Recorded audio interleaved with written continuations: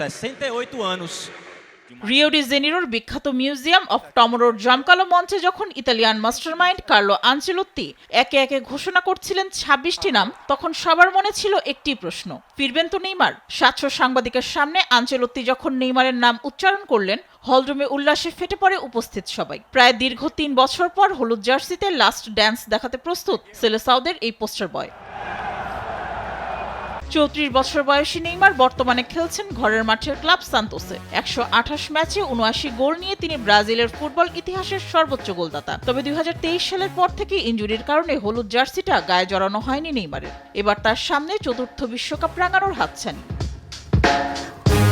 হেক্সামিশনের লক্ষ্যে দল গঠনে ইতালিয়ান মাস্টারমাইন্ড আনচেলোত্তি ভরসা রেখেছেন অভিজ্ঞতা আর তারুণ্যের মিশেলে। লিভারপুলের হয়ে চোটের কারণে শেষ ১০ ম্যাচ মিস করলেও গোলরক্ষক হিসেবে দলে আছেন অ্যালিসন বেকার। এছাড়া রেড ডেভিলস জুটি ক্যাসেমিরো ও ম্যাথিউস কুনিয়ার সঙ্গে মাঝমাঠ ও রক্ষণ সামলাবেন ব্রুনো গিমারায়েস ও গ্যাব্রিয়েল। আক্রমণ ভাগে চমক হিসেবে আছেন ব্রেন্টফোর্ডের ইগোর থিয়েগো ও বোর্নমাউথের ফরওয়ার্ড ব্রায়ান।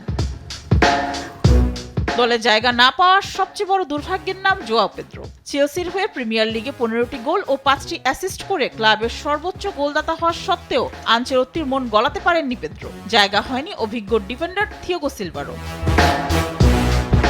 আক্রমণ ভাগে রিয়াল মাদ্রিদের ভিনিসিয়াস জুনিয়র, বার্সেলোনার রাফিনহা এবং রিয়াল মাদ্রিদ থেকে ধারে লিওতে খেলা ১৯ বছর বয়সী তরুণ সেনসেশন এনরিকের উপস্থিতি ব্রাজিলের শক্তি বাড়িয়ে দিচ্ছে বহুগুণ।